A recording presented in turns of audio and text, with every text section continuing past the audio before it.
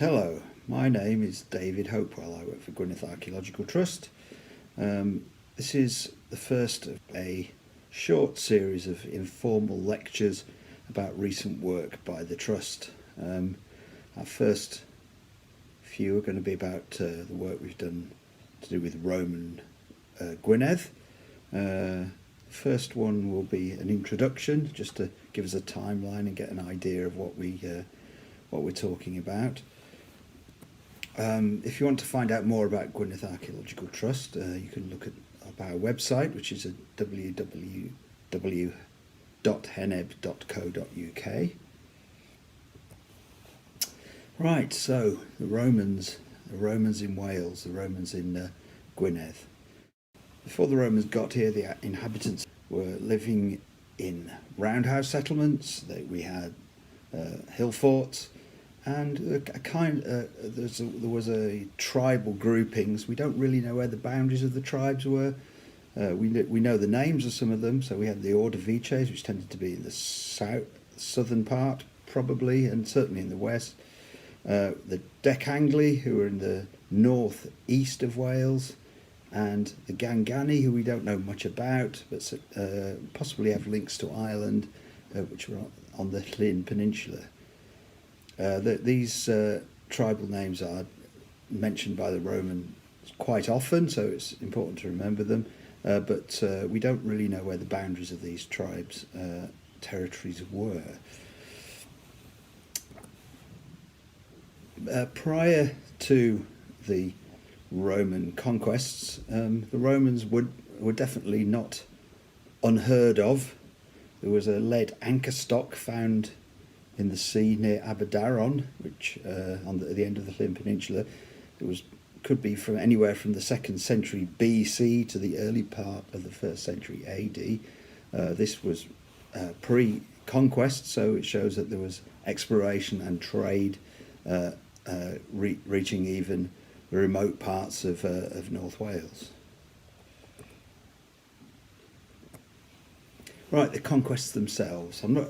I could spend a lot of time talking about this. This is just going to be a quick run through. The first conquests to Britain were by Julius Caesar in 55 and 54 BC. This wasn't something that really lasted, and Tacitus, a Roman writer, wrote that it must be said that Caesar revealed rather than bequeathed Britain to Rome. So before Caesar had visited, Britain was a kind of mysterious place. People didn't really know much about it. It was perhaps seen as magical. It was, or an El Dorado or something. Caesar actually got to see the place. Some things he said were the number of the people is countless and their buildings are exceedingly numerous, and in the most part they're like the Gauls, which is sensible, them just being across the channel. He said all the Britons dye themselves with woad, which occasions a bluish colour, and therefore they are more terrible in battle. They wear their hair long and have every part of their body shaved apart from their head and their upper lip. 10 and even 12 have wives common to them. He was also very impressed with the chariots of the British armies. He noted that the institution of Druidism is thought to have originated in Britain and to have been thenceforth introduced into Gaul, and even now those who wish to become more accurately acquainted with it generally go to Britain for the sake of learning it. The real invasion was quite a gradual process, but beginning in AD 43 under the Emperor Claudius, and was sort of largely completed by the end of the AD 80s. Wales was actually affected quite early on. AD 47 to 48 were the first moves against the Decangli in north East Wales. They didn't actually go all that well. There was quite a lot going on, quite a lot of moves against different tribes. It wasn't really until AD 60 and 61 and under the new governor Suetonius Paulinus that we actually started seeing things happening in North Wales. He made his way through Wales, culminating on the famous attack on Anglesey that was written about by Tacitus. I will read it out to you because it's quite instructive. Suetonius Paulinus prepared to attack the island of Mona, which had a considerable population of its own, while serving as a haven for refugees. In view of the shallow and variable channel, the Menai Strait, he constructed a flotilla of boats with flat bottoms. By this method, the infantry crossed. The cavalry who followed did so by fording, or in deeper water by swimming at the side of their horses.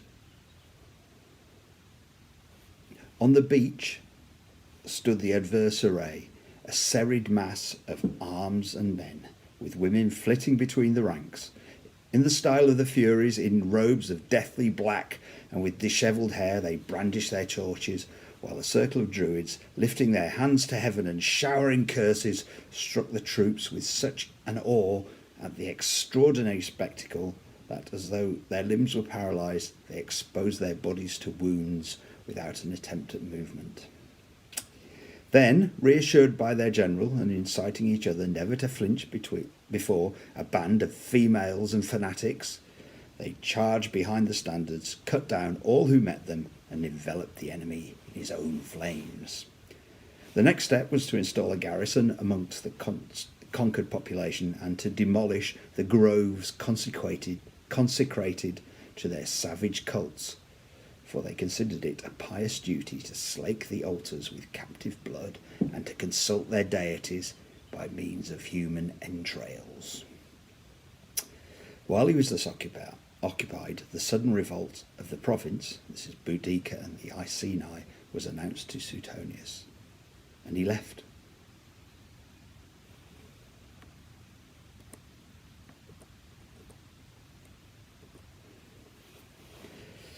You can see here a map of the known archaeology from that campaign.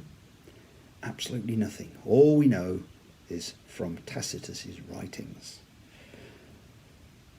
If it wasn't for Tacitus, we wouldn't have known about this invasion. We wouldn't be seeing Anglesey as being the centre of Druidism. He's got a lot to answer for. It's interesting that that is pretty much the only information we have about that, and we're very much going by what he says. And how reliable is his narration? We don't really know. It sounds like it is based in fact, but some of the things about the Druids and the Furies and all that kind of stuff might just be propaganda. Well, things moved on. After that, the Romans didn't come back for quite some time. Under the Flavian emperors, moves began into Wales again, and most notably under Agricola from 77 to 78. He put down a serious rebellion of the Ordovices and almost wiped out the fighting force of the tribe, so it's said. And then he decided to take on the island of Mona again. He had no fleet, but decided to go with a rather sudden attack, and he had some auxiliaries who could swim across the Menai Strait with their arms and horses. And as Tacitus says, he delivered so unexpected an attack that the astonished enemy, who were looking for a fleet, a naval armament, and an assault by the sea, thought to such assailants nothing could be formidable or invincible. And so, peace having been sued for, and the island given up, Agricola became great and famous. Now, it should be noted that Tacitus maybe wasn't the most unbiased narrator. He was married to Agricola's daughter, so interesting. You might not see him as being the most unbiased narrator, but there we go. So we're moving into the occupation and the proper. Now, I think that probably the first thing to be built in Gwynedd was a major fort at Llanfor. Now, this was a fort built out of wood, a large fort meant to house a lot of men, and with the stores compound, and it looks like this was probably the base from which the Romans moved into the rest of northwest Wales. As you can see from the slide, the fort was absolutely crammed full of men, and this was probably one of the first things that was built as part of this invasion within northwest Wales.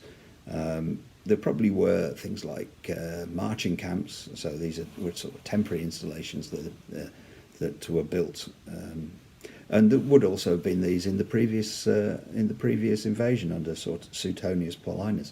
I just don't think we found them yet.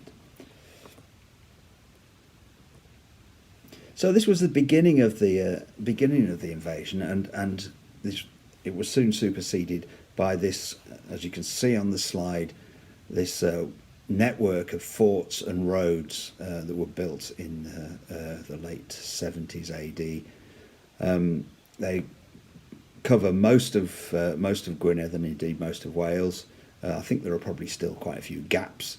Doesn't seem to be anything much on the much conquered island of Anglesey, so I think we're actually missing a fort on there, and there are a few other rather suspicious gaps. So I don't think we've necessarily got to the end of this particular set of fortifications. The slide here shows you a fairly typical example of the forts that they were building. These are called auxiliary forts, much smaller than the Llanfor, holding a smaller garrison. We'll talk about these in a later lecture. This is the one at Canovium in the Conway Valley. A smaller fort than Llanfor, and also you can see that it has what's called a vicus, a civilian settlement to the north of it. We'll be looking at these in a bit more detail in a later lecture, but this is the kind of thing that would have been appearing in the landscape at this time. So this was the start of the Roman occupation proper. We might be looking in Wales of maybe 10% of the population were Roman occupiers at some points at the beginning of this process. It was a militarised zone. There's no doubt about it. To start off with, that it was a militarised zone.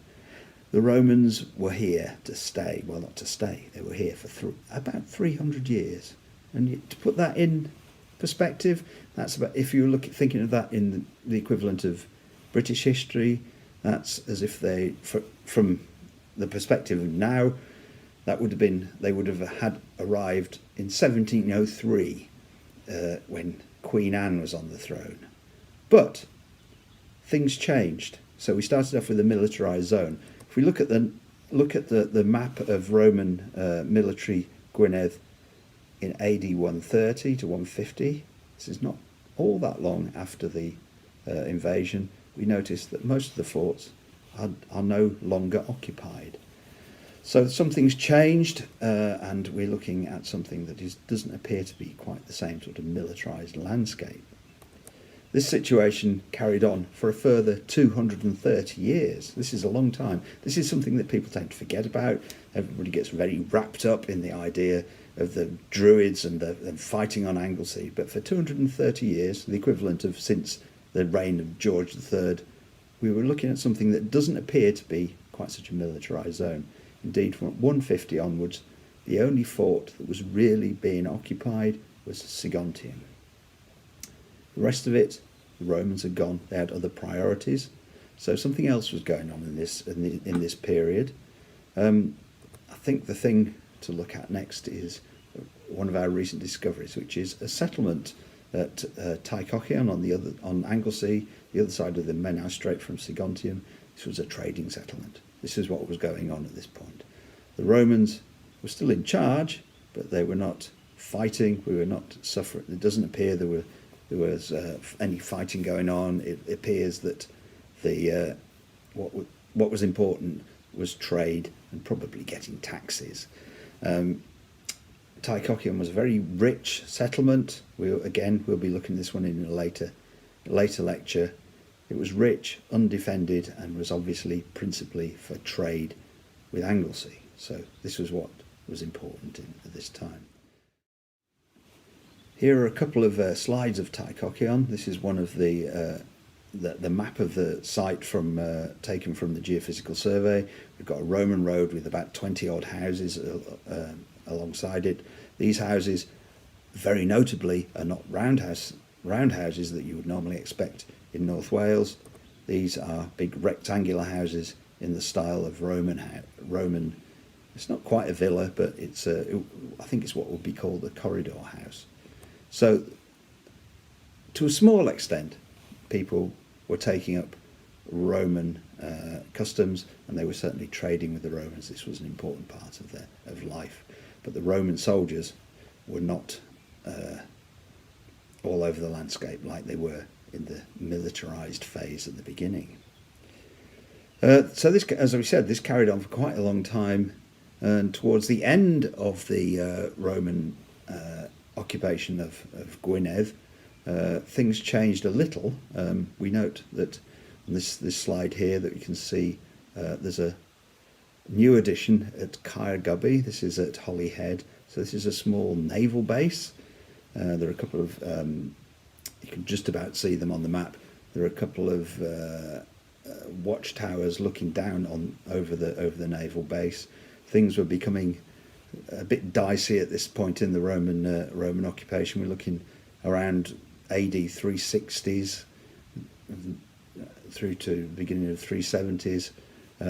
There's raiding coming in from Ireland and all kinds of instability across the empire. One fort came back into use to some extent at Canovium in the Conway Valley, but the main constant was again Saguntium. So once we get to the end of the 4th century, the Romans left. I'm not sure they left altogether, but they moved away, and we were left with this map, which shows what we're looking at now, really. They left us a bunch of ruins for us archaeologists to study. Well, obviously that wasn't their idea, but that's what happened. So, what we're going to do from this point onwards, I think we're going to have a go at doing a series of short lectures looking at different aspects of the work that we've looked at. The work that we've done looking at these monuments. So, perhaps 4 more short lectures. The first one was the first project that we did, which was a Roman fort environs project. We were looking at forts in the wider landscape using geophysical survey and excavation, and we're finding settlements, official inns, bathhouses, all kinds of things. Very exciting project, really moved our knowledge of Roman Wales forward. One particular site that came up in this was at Llanfor, so perhaps I'll do that one as a separate short lecture. I've already mentioned that one. We then moved on to Roman roads. We had lots of records of Roman roads in our historical environment record. Some of them were very good pieces of research, other things were not so good. So trying to sort out the difference between old roads that have been called Roman roads and actual Roman military roads. So that was quite a long-standing and useful project. And finally, I think we'll perhaps have a look at the excavations at Tychocheon. This was the Roman civilian settlement that I mentioned earlier. It was a very unexpected discovery and is a very important site. So I think perhaps we'll have a look at that next. So that's the end of this lecture. Hopefully see you for another one soon.